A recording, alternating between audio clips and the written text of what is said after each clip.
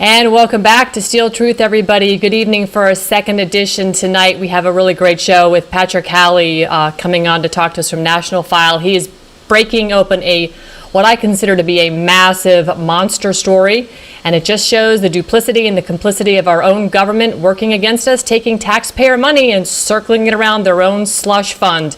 Before I bring Patrick on, I want to just thank our folks over at Your News and, of course, the Range and Conservative Choice Campaign, which are simulcasting this show for you. You can find me on Roku channels over there. And also, Your News is a national news organization that aggregates 100 local markets and counting to bring you everything under one hood. So please show these three fine folks and organizations some love. Check them out. And without further ado, I'm going to bring on Patrick Halley, who is with the National File. Patrick, once again, barn-burning explosive information you're publishing over at National File about more swampiness in the great state of Arizona. What's going on over there? Good to see you, Ann.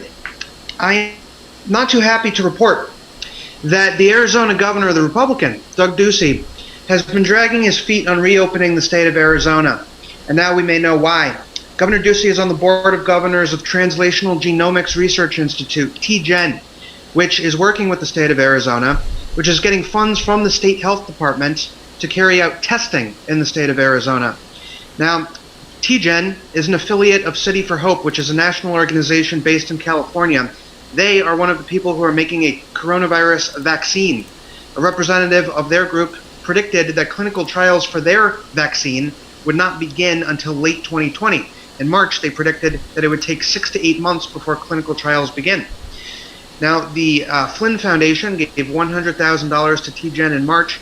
At the same time, let me just be clear, the Flynn Foundation, not F-L-Y, F-L-I-N-N, right? Different Flynn. Because Flynn's in the news right now. Let's just be really clear about that. Governor Ducey's office staffer became the president at the same time. They gave $100,000 to TGen in March.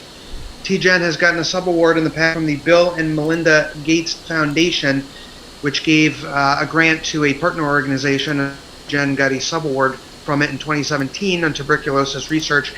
Now, if you are on the board of governors of the institute is receiving state funds in order to carry out testing in the state, and meanwhile Governor Ducey has the discretion to spend millions of dollars in emergency spending that he was given by the state legislature, in addition to part of the more than $1 billion that he was given from the federal government for his state.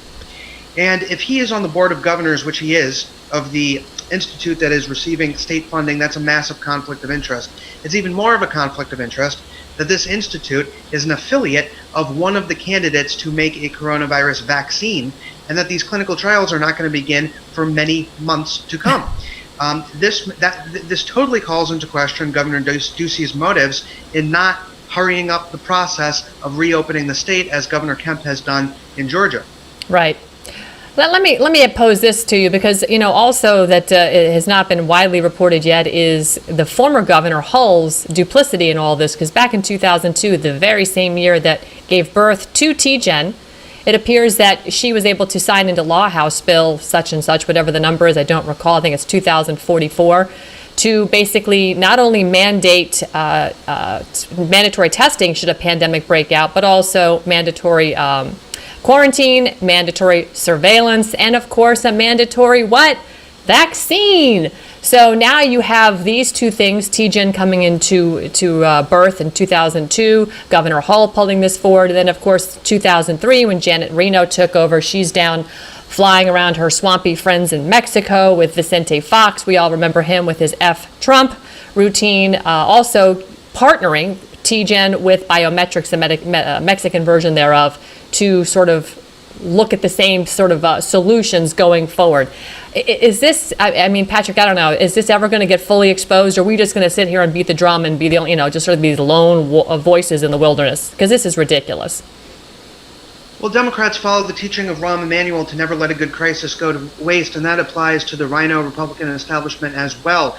The state will always use any crisis in order to inflict as much government authoritarianism as possible, and also to figure out ways to enrich themselves, which really is their motive for being in government.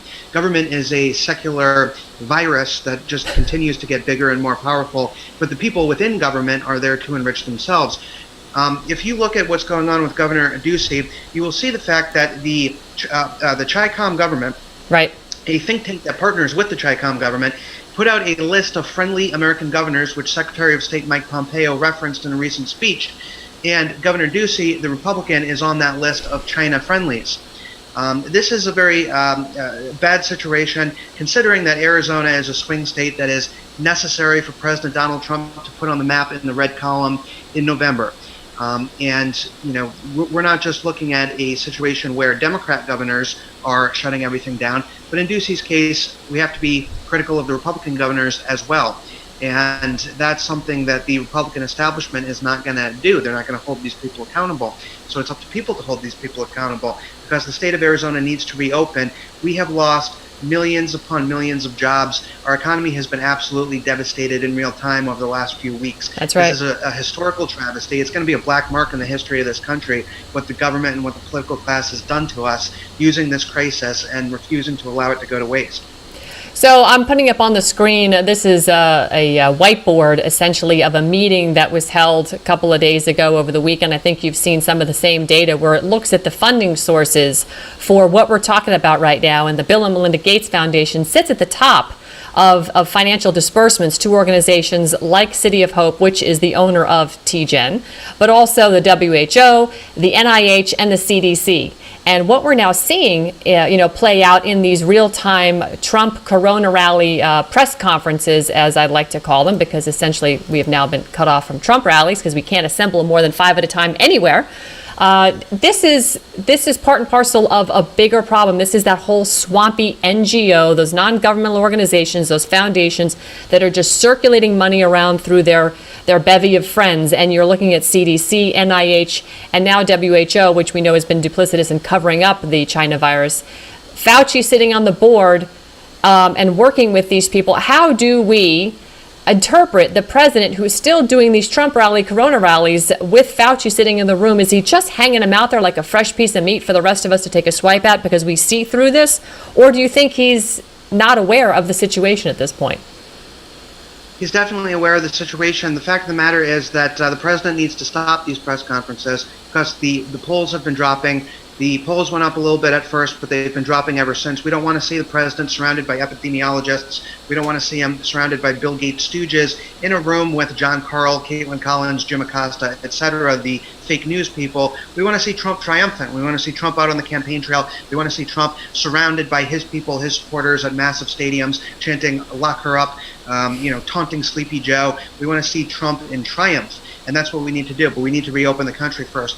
And this is going to happen on a state-by-state level. And unfortunately, you have swamp creatures like Governor Ducey, who is such a mediocre person. I mean, you look at it, you listen to his name, Doug Ducey, you're thinking, I'm probably not expecting a very impressive guy. And then you see him and you're like, wow, he's definitely not an impressive guy. And then you see what he's involved in and the way that he is governing, and you realize he's really not an impressive guy at all. So the state needs to reopen. A lot of these states need to reopen. And the sad fact of the matter is we're living in Bill Gates' world, whether we like it or not. And I don't think that we should like it.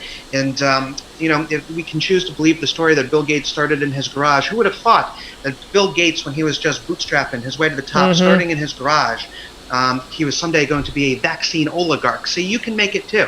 If you start out small and you work hard, someday you can be a vaccine oligarch. It's so true. And again, it's the same story with Mark Zuckerberg. Of course, he started out in his dorm room and is now, one of the wealthiest men in the world, sitting over there presiding over Facebook.